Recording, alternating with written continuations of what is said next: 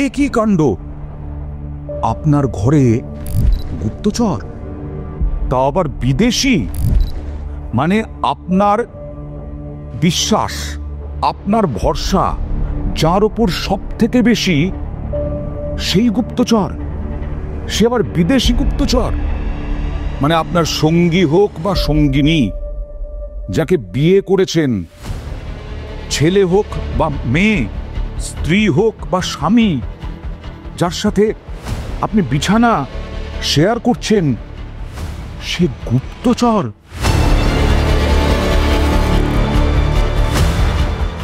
ভাবলেই তো লোম খাড়া হয়ে যাচ্ছে। এরকমই তো দেখতে পাচ্ছি আমরা।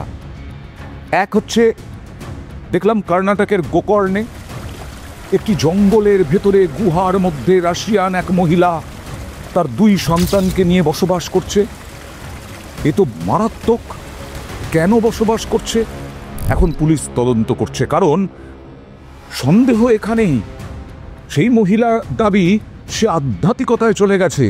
আধ্যাত্মিকতায় চলে গেলে ছেলে মেয়ে নিয়ে, 2 সন্তানকে নিয়ে, আরো ভয়ঙ্কর।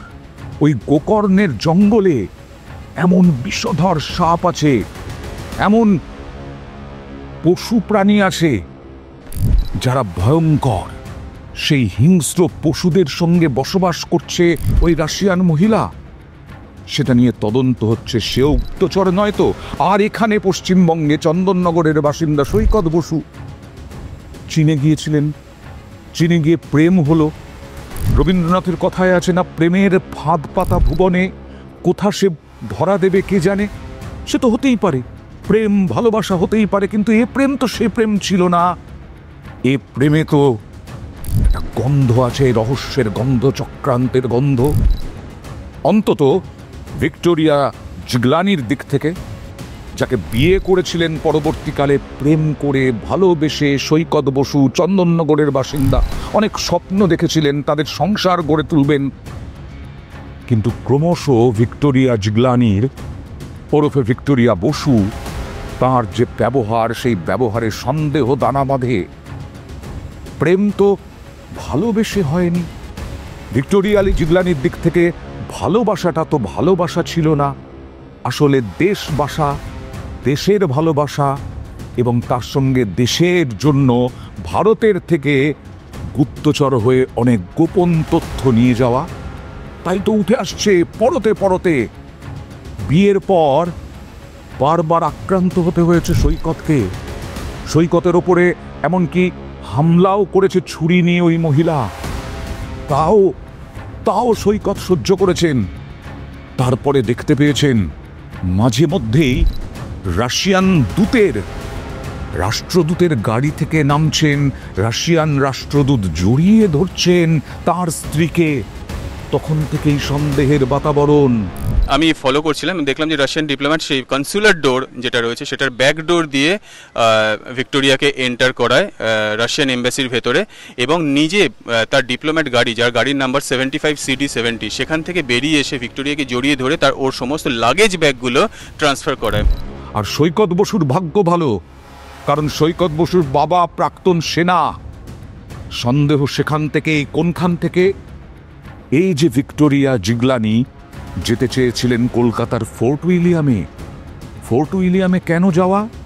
তার কেন ইচ্ছে ফোর্ট উইলিয়ামে যাওয়ার?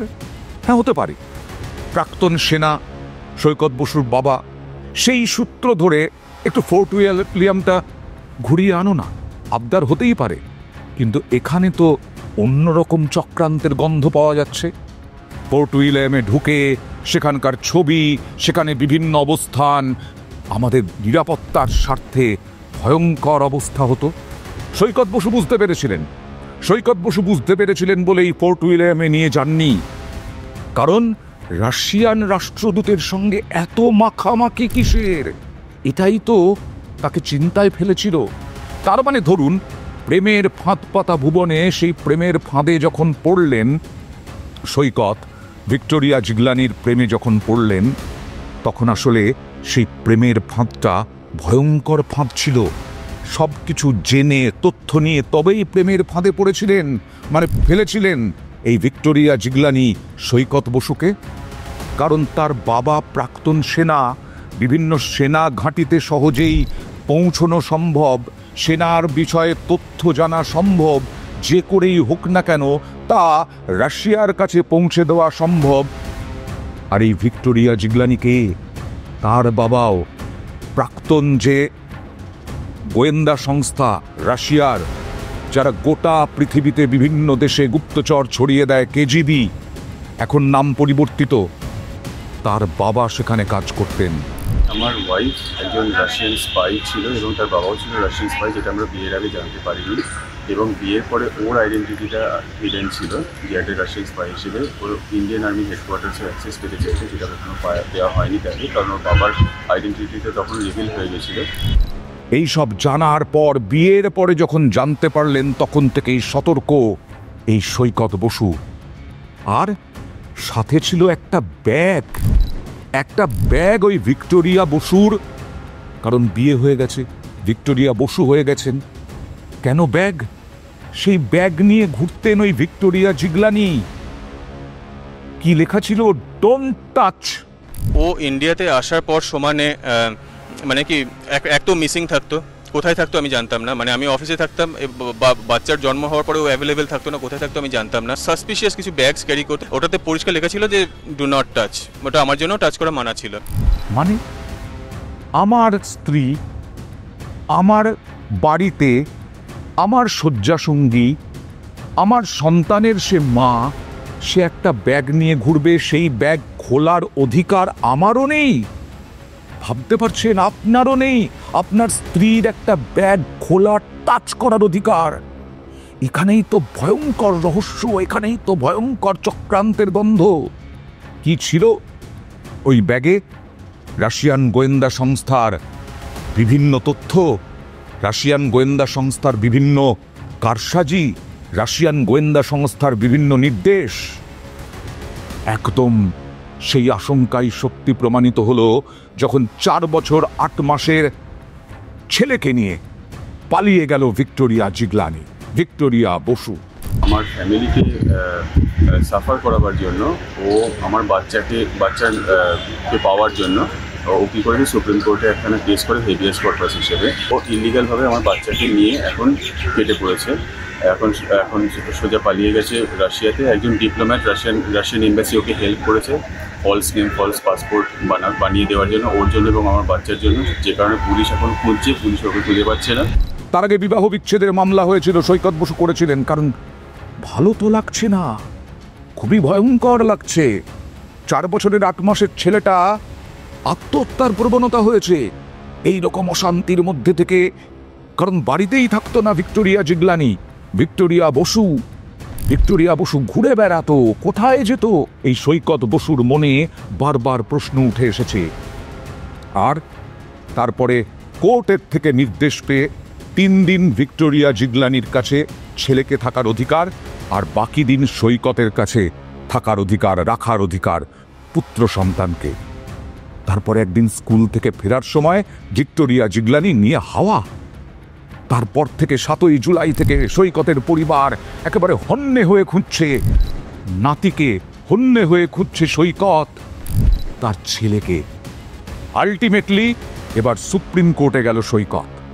আজ সুপ্রিম কোর্ট বড় নির্দেশ দিল, লুকআউট নোটিশ জারির নির্দেশ দিল ভিক্টোরিয়া জিগলানির বিরুদ্ধে। ভিক্টোরিয়া জিগলানি কি এখনো আছেন এই ভারতে, নাকি রাশিয়ায় পালিয়ে গেছেন? এটাই তো এখন সব থেকে বড় কথা। নির্দেশ কি দিল? এই চন্দননগরের বোসপাড়ার বাসিন্দা সৈকত বসুর পক্ষে কি নির্দেশ দেওয়া হলো? বলা হলো, দিল্লির কমিশনার এবং ডিফেন্স কলোনি থানার এসএইচওকে এই শিশুকে খুঁজে বার করার নির্দেশ দিয়েছে আদালত। রাশিয়ান মহিলার পাসপোর্টও বাজেয়াপ্ত করতে হবে। যেখান থেকে খুশি আপনারা খুঁজে বের করুন। কেন্দ্রীয় স্বরাষ্ট্র মন্ত্রক এবং বিদেশ মন্ত্রককে জড়িয়ে ফেলল আদালত। কেন্দ্রীয় স্বরাষ্ট্র মন্ত্রক এবং বিদেশ মন্ত্রককে লুকআউট নোটিশ জারি করতে হবে এবং মহিলা যাতে দেশ ছাড়তে না পারেন তা নিশ্চিত করতে হবে। রাশিয়ান দূতাবাসের সঙ্গে কথা বলবে বিদেশ মন্ত্রক। যে কূটনীতিকের সঙ্গে মহিলাকে শেষবার দেখা গেছে, অর্থাৎ দূতের সঙ্গে, তার বাড়িতে ঢুকে তল্লাশি চালানোর অনুমতি চাইতে হবে। উল্লেখ্য, আদালতে মহিলার আইনজীবী উপস্থিত ছিলেন, কিন্তু মহিলা বা তার সন্তান কোথায় সে বিষয়ে তারা স্পষ্ট করেননি। কোথায় ভিক্টোরিয়া জিগলানি? কত তথ্য নিয়ে নিয়েছেন এই ভারতের বিষয়ে? এটাই তখন সব থেকে বড় প্রশ্ন। কবে পাবেন সৈকত বসু তার ছেলেকে? এটাই এখন সব থেকে বড় প্রশ্ন। আর দ্রুত রায়ের জন্য অপেক্ষা করছেন, আরও রায়ের জন্য সৈকত বসুর মা।